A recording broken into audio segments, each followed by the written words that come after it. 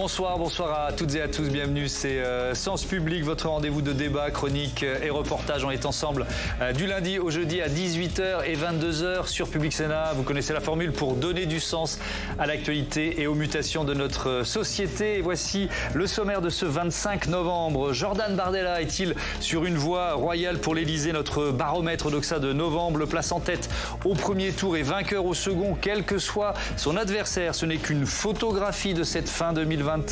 Il reste une route de 17 mois semée d'embûches. La place de favori n'a pas porté chance à ses prédécesseurs, mais l'ancrage du vote RN se confirme mois après mois. On en débat dans une minute. Et puis dans la seconde partie de notre émission, c'est un zoom sur l'eau potable que je vous propose. Et le 1er janvier, il faudra systématiquement détecter les polluants éternels. La consommation sera-t-elle interdite dans beaucoup de communes, comme ici à Malandry, dans les Ardennes?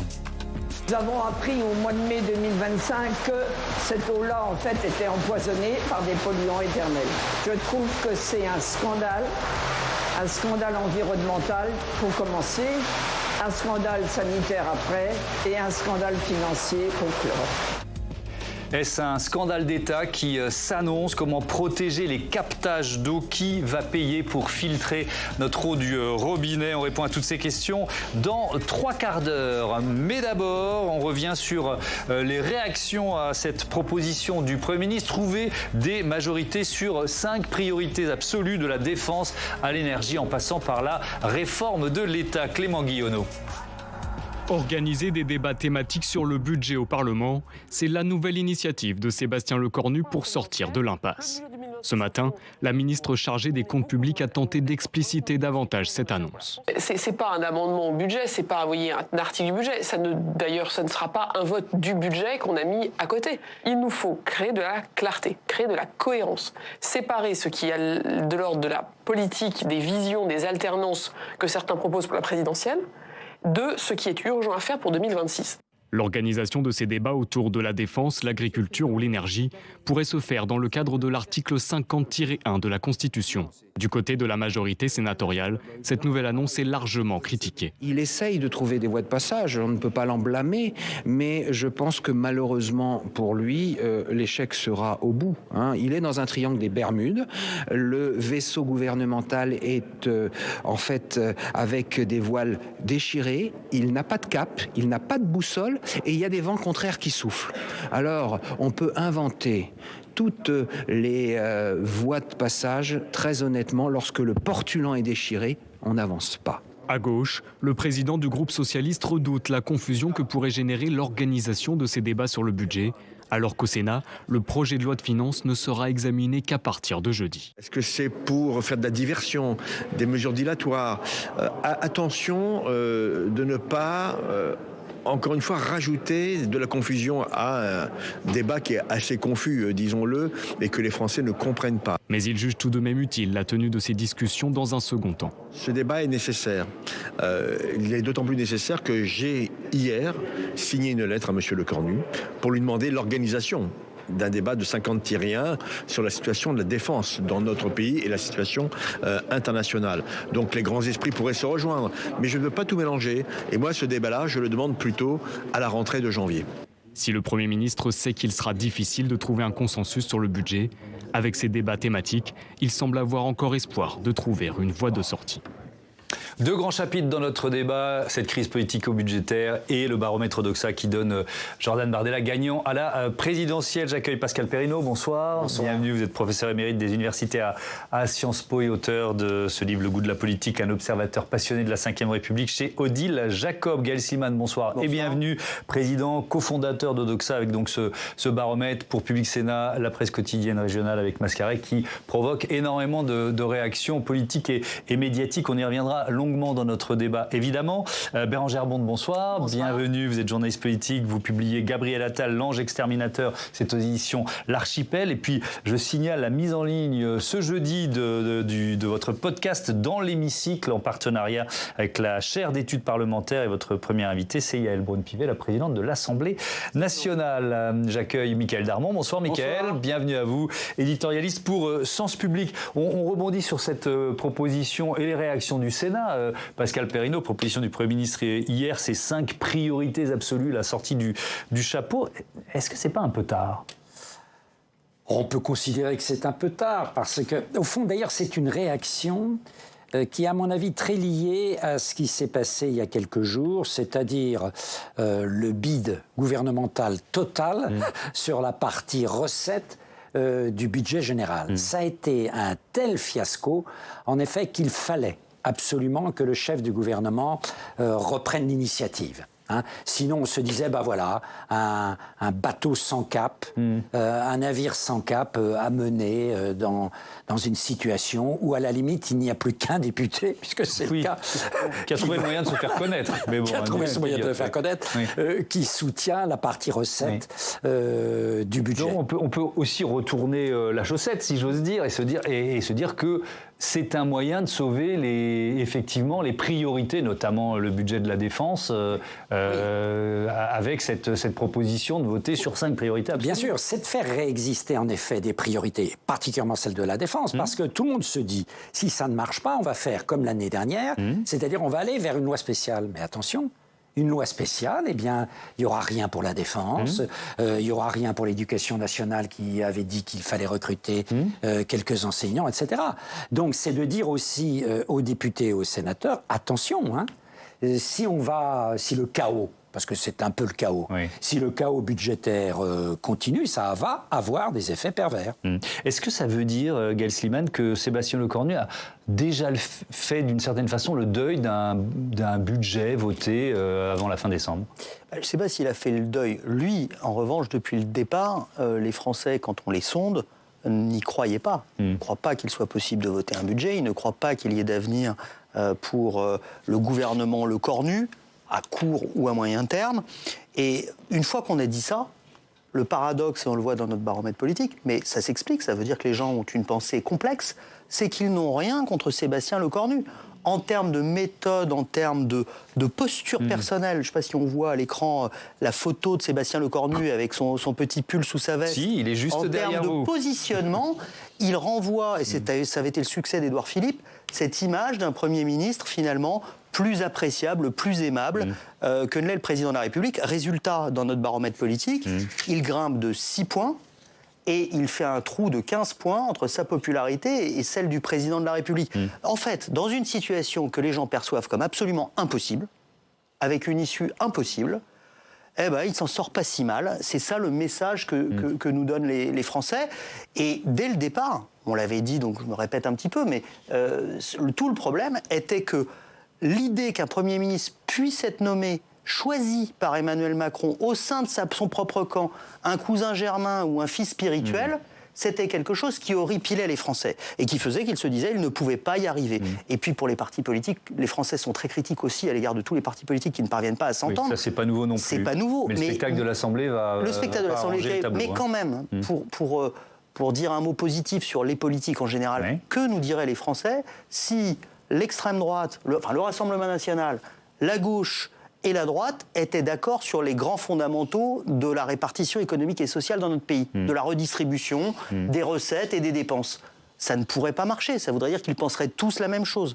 Donc dès le départ, tout le problème qu'a eu Emmanuel Macron, c'est un problème de méthode.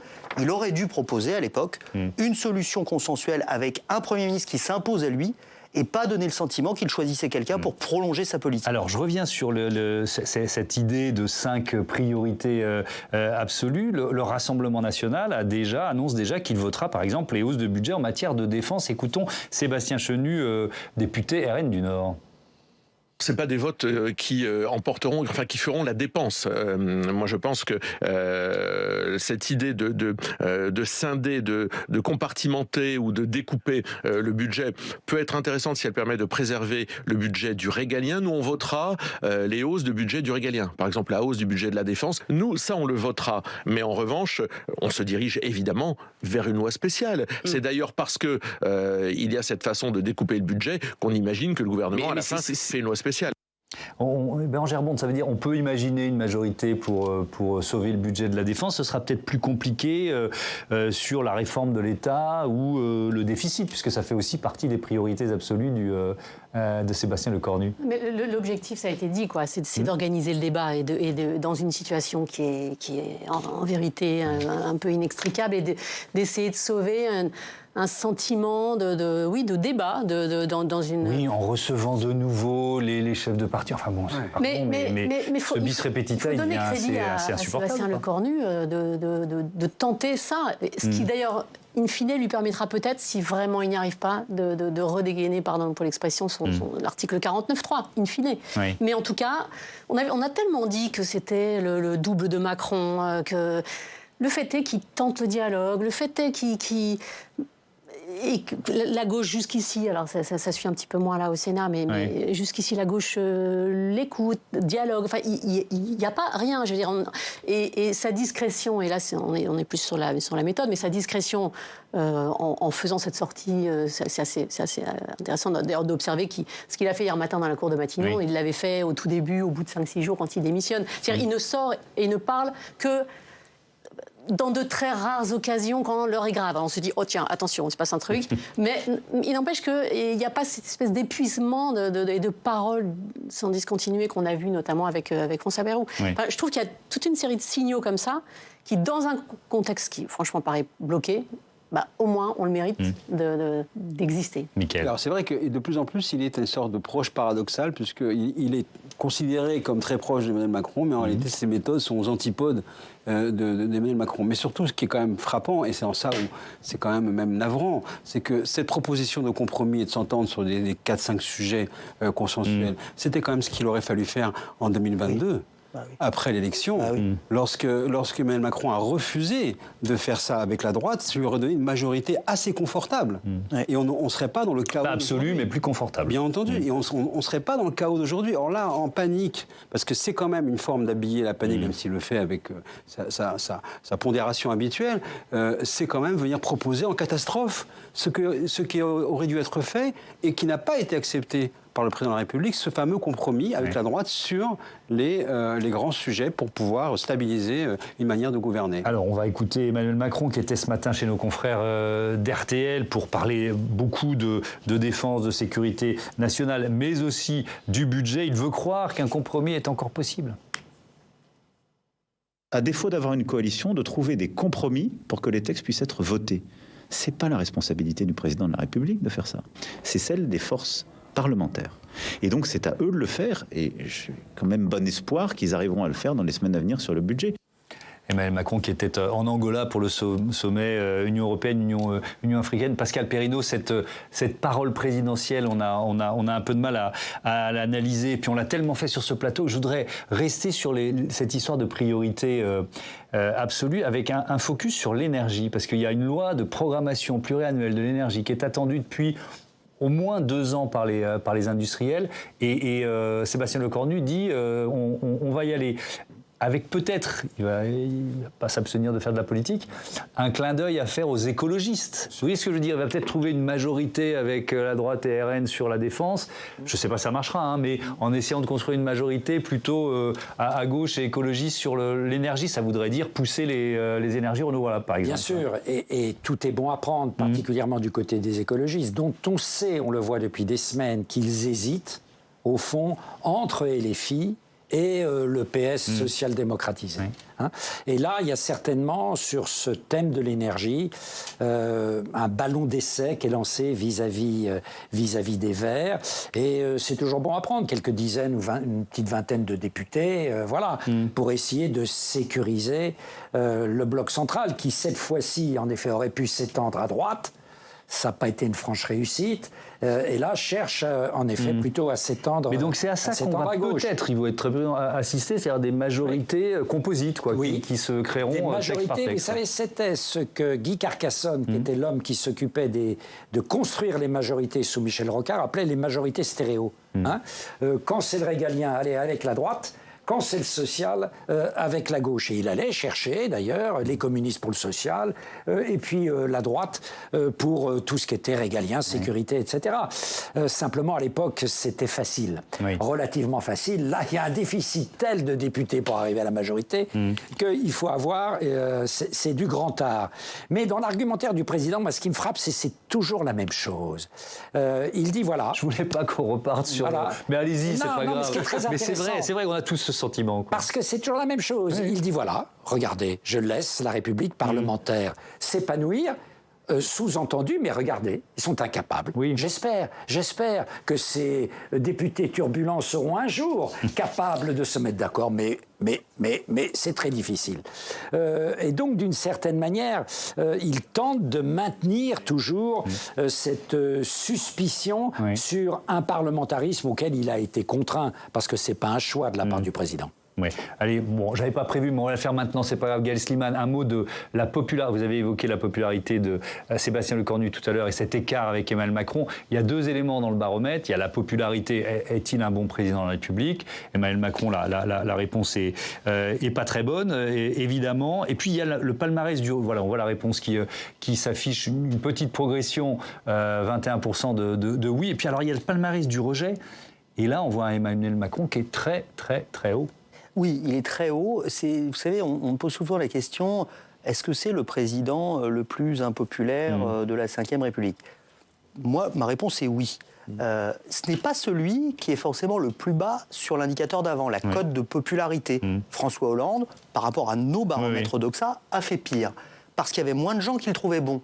Mais il ne suscitait pas un niveau de rejet qui est celui d'Emmanuel Macron. Vous voyez le score. Quand vous prononcez le nom d'Emmanuel Macron aujourd'hui devant un échantillon représentatif de Français, 10 amis à table s'ils étaient représentatifs, eh bien il y en aurait quasiment 6 sur les 10 qui diront le premier sentiment qui me vient à l'esprit le concernant, c'est du rejet. Et on est sur des codes d'adhésion de gens qui diraient moi je suis plutôt en sympathie ou j'aime bien ce qu'il fait, qui sont extraordinairement faibles, de l'ordre de 20%, alors que vous avez aussi une part de gens qui ne se prononcent pas, qui disent ça ne m'intéresse pas.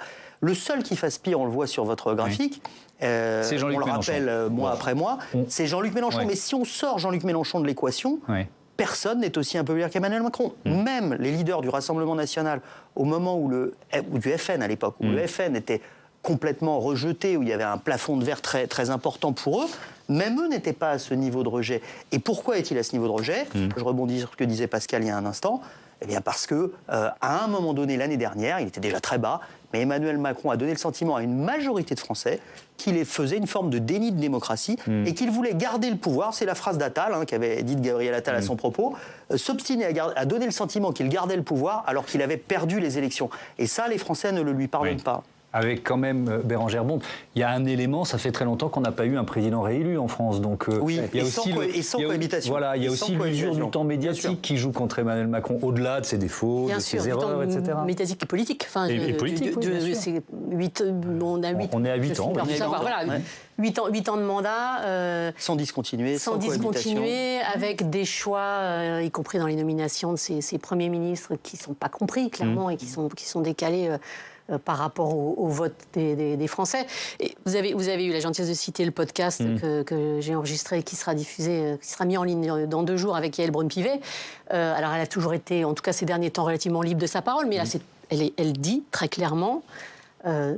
c'est une réflexion aussi sur les institutions, mais elle déduit de la situation actuelle, elle dit très clairement, nous avons besoin aujourd'hui d'un président de la République en retrait, clairement, qui ne fasse pas de politique. Enfin, elle dit tout ça, président de l'Assemblée nationale, député Renaissance, c'est très très clair. Oui, effectivement. Allez, on ouvre un chapitre consacré à ce qui est en train de se jouer, l'examen du projet de loi de financement de la sécurité sociale ici au Sénat, en train de revenir sur la suspension de la réforme des retraites. Pascal Perrineau, alors on peut au moins dire là que les sénateurs de droite et du centre, ils sont cohérents. Tout à fait. Voilà, sur la question des retraites. Tout à fait. Ils sont cohérents sur ce terrain des retraites et ils tentent de rétablir, en effet, cette réforme des retraites qu'ils avaient contribué à soutenir et auquel ils disent, voilà, il y a eu dans la corbeille, le Premier ministre a mis pour attirer la gauche un cadeau qui est un cadeau empoisonné. c'est-à-dire, et qui donne à l'opinion l'impression qu'au fond, on peut revenir à la retraite à 62 ans, ou même éventuellement à la retraite à 60 ans, que tout ça était éventuellement un égarement. Là, le Sénat et la majorité de droite et du centre tentent de rétablir les choses. Mais à la fin des fins, voilà, il y aura une commission mixte paritaire, sénateurs et députés sont incapables sur ce terrain de se mettre d'accord. Surtout qu'il n'y a pas de délai entre le vote et il n'y a même pas une journée entre le vote et la commission mixte paritaire. Donc il n'y a pas de temps de négociation. Donc c'est un baroud d'honneur, mais ils prennent date avec l'opinion sur cette question essentielle qui va ressurgir lors de la présidentielle, à savoir la réforme des retraites. Oui, mais Bérengère Bonte, on y revient en fait. C'est à peu près tous les acteurs n'ont que la présidentielle en tête. Ça tombe bien, on va leur proposer le baromètre au Doxa dans quelques minutes. Il faut se souvenir que Michel Barnier, il est tombé sur le projet de loi de financement de la sécurité sociale. Est-ce que Sébastien Lecornu doit craindre, d'après vous, un bis repetita ? Ça se joue, enfin, c'est important ce qui s'est joué aujourd'hui au Sénat et ce qui se joue autour de la réforme des retraites, parce que la gauche, le Parti socialiste notamment, vont aussi monnayer leur soutien avec ce totem-là qui est quand même l'objet central des débats. Donc, c'est difficile de prévoir évidemment quoi que ce soit, mais François Bayrou est tombé là-dessus. Sébastien Lecornu, vous allez dire que je suis obsédée par ce 49.3, mais...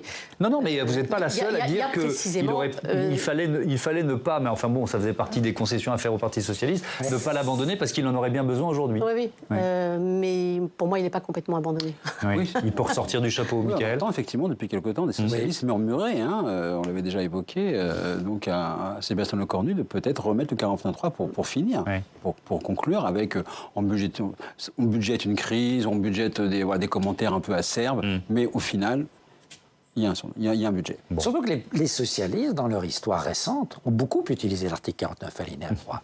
Donc il faut leur rappeler que c'est un parti qui a beaucoup utilisé l'article 49 alinéa 3. Mais on a tous la mémoire un peu courte. La mémoire très courte, et de plus en plus. Allez, on ouvre le chapitre consacré à votre baromètre pour Public Sénat et la presse quotidienne régionale, Gaël Stiman, avec vos partenaires de Mascaré. On va le détailler avec Alexandre Poussin, mais j'ai d'abord une question de méthode. Pourquoi vous n'avez pas testé Marine Le Pen, puisque vous ne testez que Jordan Bardella? Merci Thomas pour les questions de méthode, parce qu'il y a beaucoup de tweets, de réactions, et on a essayé, vous verrez sur notre site le sondage avec toutes les explications. La méthode, en fait, elle est simple. C'est quels sont les candidats à tester, sachant qu'une myriade de candidats pourraient être testés. Pour faire le choix, ça a été très simple. Dans le cas de Marine Le Pen, en l'espèce, vu que la question n'est pas une question de pronostic, pitié, retenez ça, c'est si l'élection présidentielle avait lieu dimanche prochain. Première raison, si l'élection présidentielle avait lieu dimanche prochain, Marine Le Pen ne pourrait pas se présenter. Ça ne dit pas qu'elle ne pourra pas en 2027, mais si elle a lieu dimanche prochain, ça ne peut être que Bardella. Deuxième raison, on a choisi une méthode pour être juste. On a testé tous les candidats putatifs au sein de chaque camp, en demandant aux Français d'une part et aux sympathisants ou électeurs de ce camp en question si un tel et un tel sera un bon candidat ou un mauvais candidat. Et on a retenu celui qui est cité comme nettement le meilleur par les Français ou les sympathisants du parti. Ça donne Glucksmann à gauche largement devant Hollande, Faure ou les autres. Ça donne Jordan Bardella, et c'est une grosse info du sondage. On peut les voir, les meilleurs candidats. Gauche PS, Raphaël Glucksmann à 33%. Le camp présidentiel, c'est Édouard Philippe qui est à 44%. Mais avec Attal qui n'est pas si loin et qui est très proche de lui en cote d'adhésion. Du coup, on les a testés tous les deux. Alors bien, on fait la méthode. Pour tous les autres... Clairement, aujourd'hui, un candidat se détache. Par exemple, Laurent Wauquiez pourrait se plaindre de ne pas être testé, mais en l'occurrence, Bruno Retailleau est bien davantage cité que lui par les sympathisants de son camp et par l'ensemble des Français. Voilà pour le point de méthode. Je m'en permets un deuxième, très important à mes yeux, c'est de la politique fiction, si l'élection présidentielle avait lieu dimanche prochain. Or, qu'est-ce qu'on veut en déduire dans les sondages qui sortent? On n'est pas les seuls à sortir des sondages. On veut en déduire qui l'emporterait si l'élection avait lieu dimanche prochain. Donc il est, à mes yeux, capital de tester un premier tour, mais aussi un second tour, parce que l'histoire politique regorge de candidats arrivés en tête, parfois très largement au premier tour, et qui ont perdu au second. Et jusqu'à présent, tous les sondages sortis ne testaient que des premiers tours. Et on voyait bien Bardella ou Marine Le Pen très loin devant, mais on n'avait aucune idée de serait-il en situation de gagner aujourd'hui. Et notre sondage apporte la réponse, et c'est pour ça qu'on l'a testé ainsi. Et c'est pour ça que j'accueille Alexandre Poussard tout de suite sur ce plateau pour nous donner les détails. Bonsoir Alexandre. Bonsoir Thomas. À cet instant, on va le rappeler plusieurs fois dans notre débat, Jordan Bardella est le grand favori de la présidentielle. C'est donc le résultat de ce baromètre. Dites-nous tout. Si l'élection présidentielle avait lieu dimanche prochain, selon la formule consacrée, effectivement, Jordan Bardella d'abord arriverait en tête du premier tour de la présidentielle, quels que soient ses adversaires. D'abord, dans l'hypothèse d'une candidature d'Édouard Philippe pour le bloc central, Jordan Bardella récolterait 35% des voix au premier tour et Édouard Philippe arriverait en deuxième position, loin derrière avec 17% des suffrages. Ensuite, dans le scénario où Gabriel Attal serait le candidat du bloc central, le président du Rassemblement national ferait un score de 36% au premier tour et il serait devant Raphaël Glucksmann à 14,5% des voix. Et puis Gaël Siman vient de nous l'expliquer, on a testé le second tour et au second tour, à chaque fois, c'est Jordan Bardella qui l'emporte. Oui, et c'est là où la donne change. En cas de duel avec Édouard Philippe, Jordan Bardella serait élu président de la République avec 53% des voix, et contrairement au baromètre Doxa du printemps dernier où dans ce même cas de figure c'était Édouard Philippe qui arrivait en tête au second tour avec quasiment le même type de score que Jordan Bardella, 54%. Et puis dans l'hypothèse où Jordan Bardella serait face à Gabriel Attal au second tour, le candidat du Rassemblement national accéderait aussi à l'Élysée en récoltant 56% des suffrages. Et puis cet écart, il est encore plus large s'il affronte un candidat de gauche. Et oui, Jordan Bardella obtiendrait 58% des voix face à Raphaël Glucksmann au second tour de la présidentielle et sa victoire serait encore plus nette en cas de second tour face à Jean-Luc Mélenchon.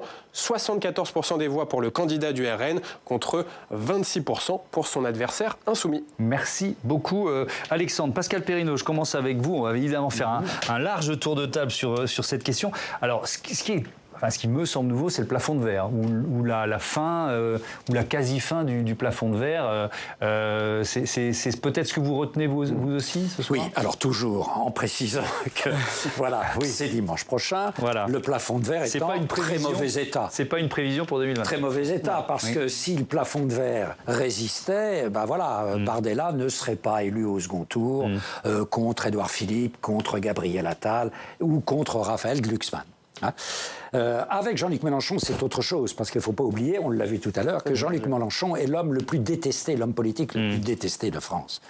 Et donc, entre deux détestations, on voit très bien que la détestation vis-à-vis de Jean-Luc Mélenchon est beaucoup plus importante. Mais vous me disiez, en coulisses avant que l'émission ne démarre, que vous n'êtes pas surpris, parce que c'est une sorte de long fleuve qui se déroule. C'est un long fleuve qui se déroule. On voit comment, depuis de longues années, le Front National est régulièrement à la hausse, quelle que soit la consultation législative. Et le fait, au premier tour, de dépasser la barre des 30%, c'était déjà le cas pour le même Jordan Bardella lors des européennes. Et donc, il faut bien se dire, c'est ça ce que les téléspectateurs doivent bien comprendre, c'est qu'il y a eu dans la Ve République deux partis dominants. Il y a eu au début, en effet, le parti gaulliste et ses héritiers qui flirtaient avec des scores 30, 40%, etc. Ensuite, il y a eu le parti socialiste à partir des années 80 qui flirtait avec les mêmes niveaux. Et là, maintenant, il y a un troisième parti dominant dans l'histoire de la Ve République, qui est le Rassemblement national. Et c'est vrai qu'il est assez rare, et même on ne l'a jamais vu, que ce parti dominant n'arrive pas, à la fin des fins, quand sa domination devient structurelle, à remporter une présidentielle. Est-ce que ça veut dire, Bérangère Bonte, que ce qui a été à l'œuvre encore une fois lors des législatives, c'est-à-dire ce front républicain d'entre-deux tours, en tout cas à l'instant T, il n'existe plus? Pour moi, c'est la vraie question, en fait, et j'ai envie de vous la poser, parce que quel crédit accorder à cet effondrement du front républicain qu'on répète, je veux dire, ça date...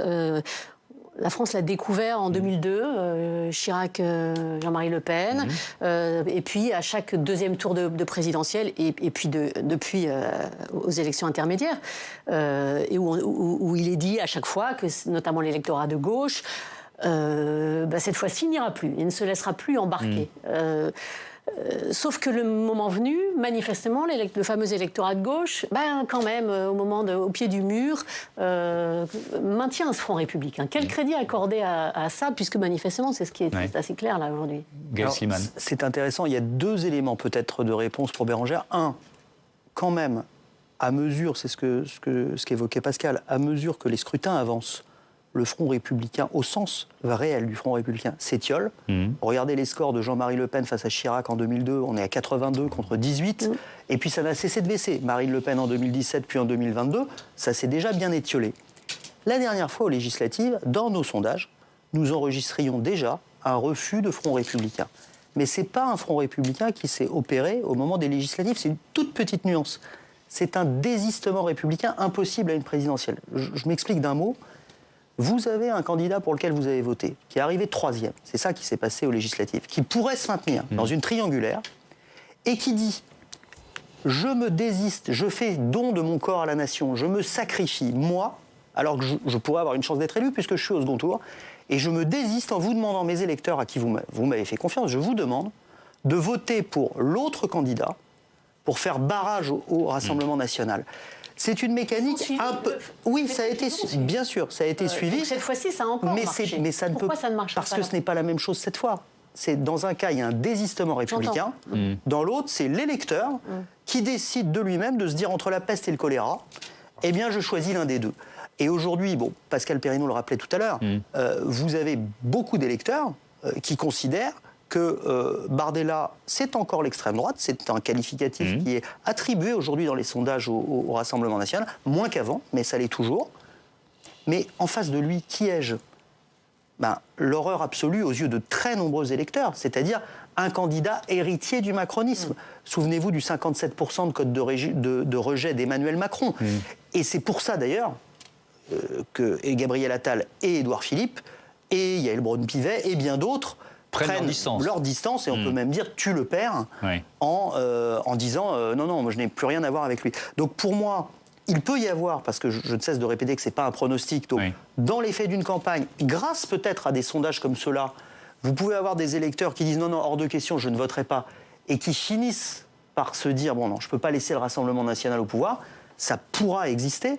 Mais ce qui est sûr, c'est que ça existera de moins en moins et qu'il est bien possible qu'un jour ou l'autre, ça n'existe plus du tout. Alors, le Rassemblement national aux portes du pouvoir, c'est aussi un constat d'échec pour le président de la République. Regardez cette archive.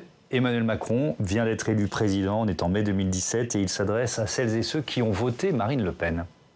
Je veux enfin avoir un mot pour ceux qui ont voté aujourd'hui pour Madame Le Pen. Ne les sifflez pas. Ils ont exprimé aujourd'hui une colère, un désarroi, parfois des convictions. Je les respecte, mais je ferai tout durant les 5 années qui viennent pour qu'ils n'aient plus aucune raison de voter pour les extrêmes. Et pourtant, Mickaël, 8 ans plus tard, on y est, ce scénario, il n'a plus rien d'une fable. Et oui, celui qui disait vouloir combattre les passions tristes de la France, eh bien, n'aura pas réussi à les juguler ou n'aurait pas réussi à les juguler. Il faut considérer effectivement ce fait en face. Le Rassemblement national, ex-Front national, est aux portes du pouvoir en France. On ne peut pas feindre la surprise, effectivement, comme le montre ce sondage, à voir monter la peur, les exaspérations, les slogans faciles depuis des années. En fait, on prend l'habitude, étude d'opinion après étude d'opinion, de voir effectivement que sur le papier, la victoire du RN est aujourd'hui envisageable. Moi, je dis, il ne faut pas s'y habituer. Parce qu'effectivement, d'abord, rien n'est fait. La politique a encore droit de citer.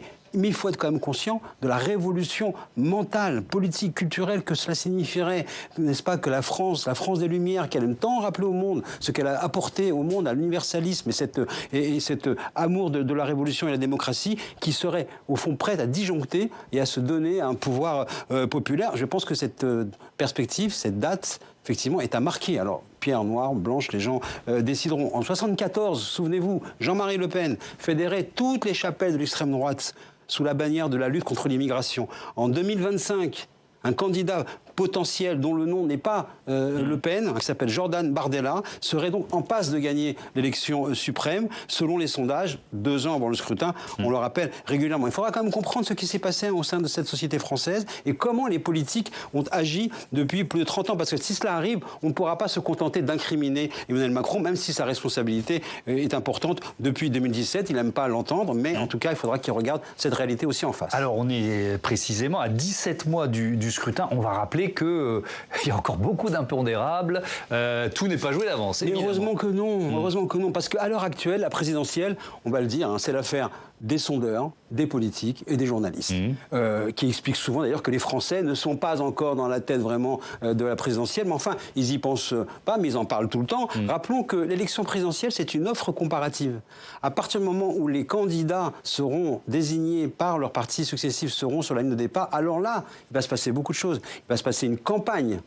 On n'a pas encore prononcé ce mot, il va se passer une campagne électorale avec effectivement tout ce qui peut se passer pendant une campagne. Qui pouvait imaginer, comme dirait l'autre, en 2022, février 2022, une guerre sur le sol européen. Et quand les participants auront choisi, alors à ce moment-là, le choix pourra se faire. Et il y a un enseignement quand même à cette date, dans ce sondage, c'est effectivement la faiblesse de Jean-Luc Mélenchon, écrasé par le duel éventuel face à Jordan Bardella, ce qui veut dire que ça peut donner aussi réfléchir à ses électeurs, ce qui ne veulent pas que le RN arrive au pouvoir. Donc, la seule certitude, c'est que nous ne savons rien sur l'issue de ce scrutin. Effectivement, on peut terminer comme ça, parce que c'est une bonne leçon à 17 mois du scrutin. Il y a effectivement, prononçons et concentrons-nous sur le mot campagne électorale, quand même. Campagne présidentielle.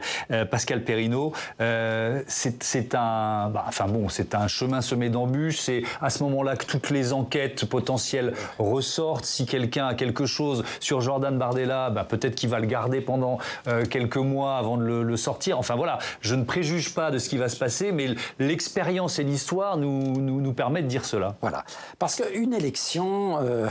ça n'est jamais l'expression simplement du rapport de force sociale en France et même du rapport de force entre les différents partis. Ça n'est pas cela. Ce sont des millions d'électeurs qui vont répondre à une campagne, à des enjeux et à des images. À une campagne, et dans la campagne, il y a des campagnes dramatiques, il y a des campagnes très positives, à des enjeux quel sera l'enjeu dans 2 ans, l'enjeu décisif sur lequel les Français vont aller voter, on ne sait pas très bien. Et les images, parce que les images, pour l'instant, elles sont incroyablement floues. Autant l'image de Madame Marine Le Pen est une image assez constituée, les Français l'ont vue à 3 reprises dans une élection présidentielle, mais Jordan Bardella, vous savez, voilà, on en parle beaucoup, mais l'image de Jordan Bardella est extrêmement indécise. Et puis, votre image, elle est toujours à comparer avec l'image des autres. Et dans une campagne, voilà, vous n'êtes pas tout seul. Ça ne va pas être des Français qui vont se prononcer sur Jordan Bardella ou contre Jordan Bardella. Ils vont se prononcer sur le candidat du Bloc central, sur le candidat de la gauche de la gauche. Il y aura d'autres candidats dans l'espace de la droite dure. Éric Zemmour est toujours là, ou Sarah Knafo, que sais-je. Bon, voilà. Donc il y aura de la concurrence. Il y aura de la concurrence et il y aura des vases communicants. Parce que les électeurs, ils sont de moins en moins captifs. Les électeurs, vous voyez, ils ont perdu leur repère. Même ceux du Rassemblement national ? Ceux du Rassemblement national, oui, bien sûr, ils sont plus solidement arrimés que d'autres. Mais enfin, il y a de la perte en ligne, on le voit de temps en temps.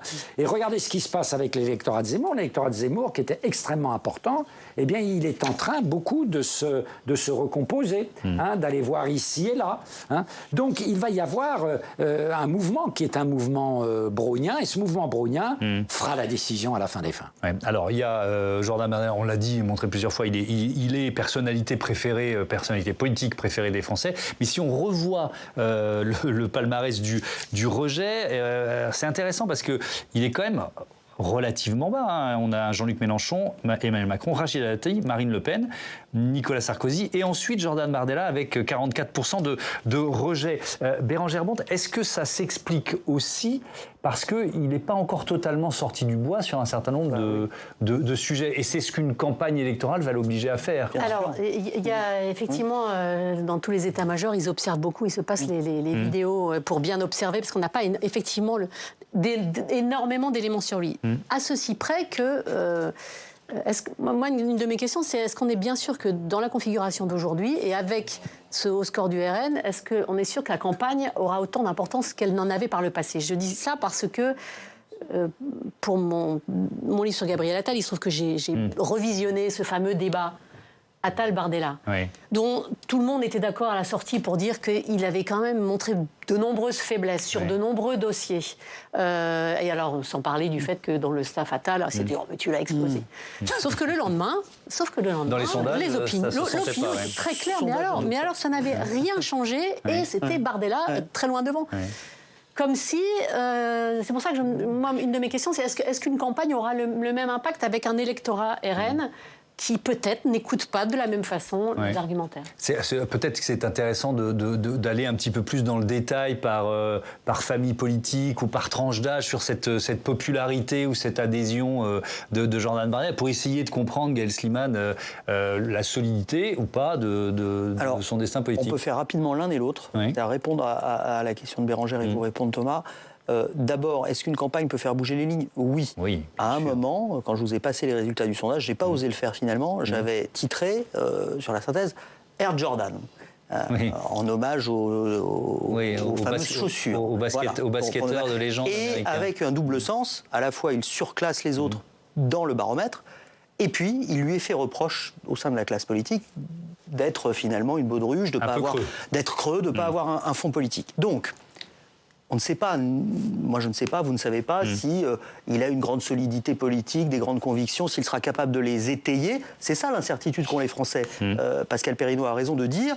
On teste des batteries d'images détaillées aussi sur Jordan Bardella, où on voit que c'est très positif dans plein de dimensions. Est-ce qu'il est fort partout?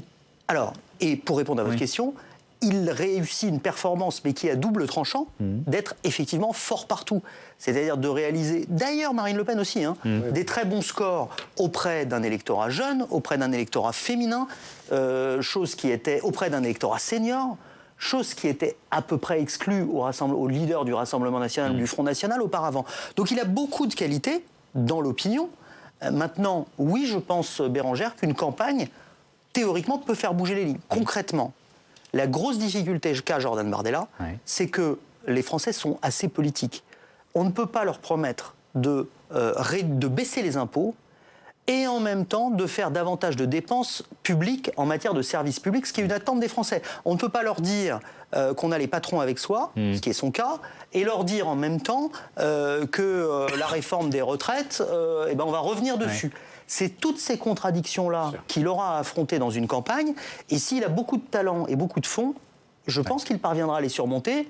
S'il en manque, il risque d'exploser en vol. Vous l'avez dit au début, on va rappeler que notre histoire politique est pleine de favoris à 2 ans ou à 18 mois qui n'ont même pas passé le premier tour. Balladur, on en a plein. Ou qui, pour certains, se sont même pas présentés. Exactement. Effectivement. Un mot de conclusion, Pascal Perrineau, peut-être sur le RN, parce que c'est... là, vous ne testez pas Marine Le Pen, vous nous avez expliqué pourquoi. Est-ce que le parti lepéniste se prépare à une campagne sans Le Pen? Oui. Je crois que, de toute façon, l'attitude même de Marine Le Pen, qui a intronisé Jordan Bardella, qui l'a mis là où il est, qui a dit en effet que si c'était pas elle, ne vous faites pas de soucis, ça sera lui, fait que le RN a intégré presque trop. D'ailleurs, les tentations maintenant régulière de Marine Le Pen pour réexister, pour dire « Oh là là, mais c'est pas plié, je vais peut-être pouvoir me présenter », montre que, voilà, c'est difficile de passer totalement la main. Mais oui, une partie de l'appareil s'y prépare. Le problème, c'est que ça créera des tensions. Pour l'instant, ces tensions, on les sent, elles sont faibles, elles s'aviveront à un certain moment.